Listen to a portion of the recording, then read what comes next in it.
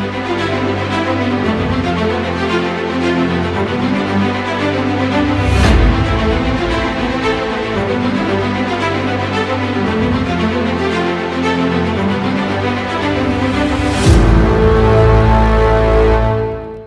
कश्मीर के अरनिया सेक्टर में एक बार फिर ड्रोन दिखा है। यह पाकिस्तानी ड्रोन तड़के 4:25 पर अंतर्राष्ट्रीय सीमा में घुसने की कोशिश कर रहा था, लेकिन बीएसएफ की फायरिंग के बाद यह लौट गया।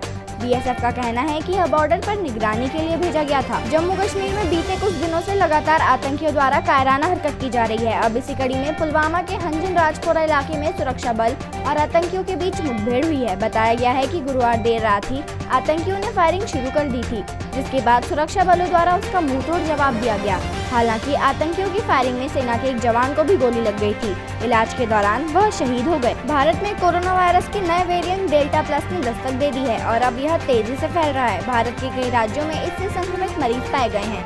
हिमाचल प्रदेश के कांगड़ा जिले में कोविड-19 के डेल्टा प्लस वेरिएंट का पहला मामला पाया गया है। ये वेरिएंट एक 19 वर्षीय लड़की में मिला है। हरियाणा के गुरुग्राम में बेखौफ बदमाशों ने एक शराब कारोबारी पर फायरिंग कर दी। गोलीबारी की वारदात मानेसर के सेक्टर 11 की है, जहां शराब कारोबारी गुरवीर सिंह अपने साथियों के साथ शराब के ठेके में बैठा था। तभी मास्क पहने एक युवक तेजी से शराब के ठेके की तरफ आया और मौका पाते ही दोनों हाथों में पिस्टल लहराते हुए फायरिंग करने लगा।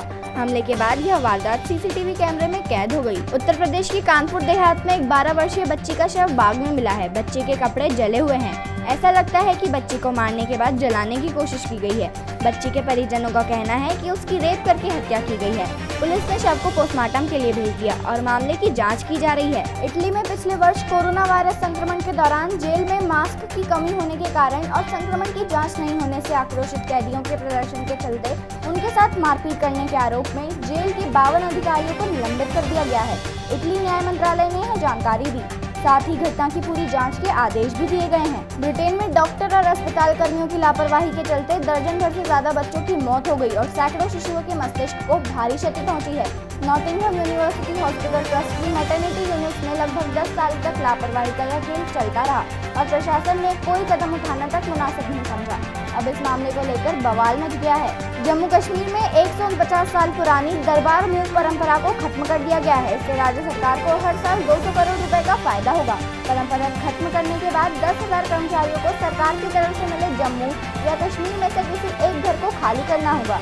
ये कर्मचारी अब एक जगह पर रहकर कई कामों को ऑनलाइन करेंगे। बंगाल में विधानसभा चुनाव के बाद हुई हिंसा में अब सुप्रीम कोर्ट ने भी दखल दिया है। कोर्ट ने गुरुवार को केंद्र सरकार, बंगाल सरकार और चुनाव आयोग को नोटिस भेजा है। ये नोटिस हिंदुओं पर हमले से जुड़ी 2 याचिकाओं पर भेजे गए हैं। याचिकाओं में चुनाव के बाद हिंसा की वजहों और कारण तलाशने के लिए स्पेशल इन्वेस्टिगेशन टीम की जांच की मांग की गई है। बिहार लोक सेवा आयोग ने 65वीं मेंस परीक्षा का रिजल्ट घोषित कर दिया है। लिखित परीक्षा में 1142 अभ्यर्थी सफल हुए हैं। रिजल्ट जारी होने के बाद आयोग के परीक्षा नियंत्रक अमरेंद्र कुमार ने बताया कि इसके लिए इंटरव्यू जुलाई के अंतिम सप्ताह में लिया जाना संभावित है।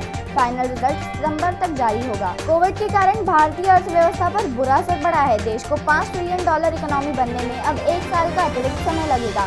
हालांकि देश टारगेट की तरफ तेजी से बढ़ रहा है। पिछले साल जैसा लॉकडाउन नहीं होने से ज्यादा हालत नहीं बिगड़े। रिकवरी बहुत तेजी से हो रही है।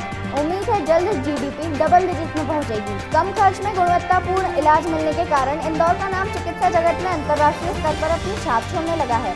विकसित यूरोपियन देशों से भी मरीज भारत आकर अपना इलाज करवाने लगे हैं। हाल ही में यूके से 17 वर्षीय ट्रिपलेट जॉर्ज, रेयन और केविन ने इंदौर आकर गायनेकोमेस्टिया की सर्जरी करवाई और अब वे तीनों ठीक होकर अपने देश लौट चुके हैं। ऐतिहासिक गांधी हॉल अपने भव्य स्वरूप में फिर संवर गया है। इसके कायाकल्प में 4 साल से ज्यादा लग गए।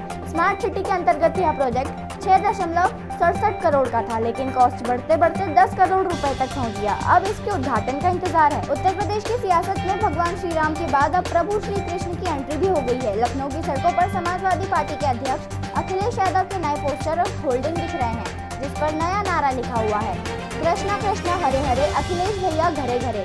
यह पोस्टर मुख्यमंत्री आवास के चौराहे और लखनऊ के अन्य प्रमुख चौराहों पर लगाया गया है। राष्ट्रवादी कांग्रेस पार्टी के मुखिया शरद पवार ने कहा है कि विवादास्पद कृषि कानूनों को पूरी तरह से खारिज कर देने की बजाय इसके उस भाग में संशोधन किया जाना चाहिए जिससे किसानों को इससे दिक्कत है।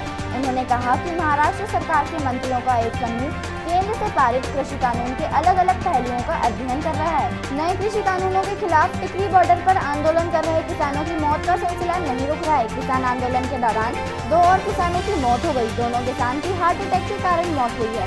बताया जा रहा है कि दोनों किसान पंजाब के बरनाला जिले के रहने वाले हैं। इनकी पहचान राजेंद्र और कर्म सिंह के रूप में हुई है। टी सीरीज के संस्थापक गुलशन कुमार मर्डर केस में बॉम्बे हाईकोर्ट ने दोषी अब्दुल रऊफ उर्फ दाऊद मर्चेंट की याचिका खारिज कर दी है। साथ ही कोर्ट ने मुंबई सेशंस कोर्ट की ओर से रऊफ को दी गई सजा को भी बरकरार रखा है। मामले की सुनवाई करते हुए कोर्ट ने कहा कि रऊफ किसी भी तरह की उदारता का हकदार नहीं है। अभिनेता नसीरुद्दीन शाह की हालत अब स्थिर है और उन्हें शुक्रवार को अस्पताल से छुट्टी दी जा सकती है। उन्हें निमोनिया होने के बाद मंगलवार को उपनगर खार स्थित हिंदुजा अस्पताल में भर्ती कराया गया था। यह कोविड-19 केंद्र नहीं है।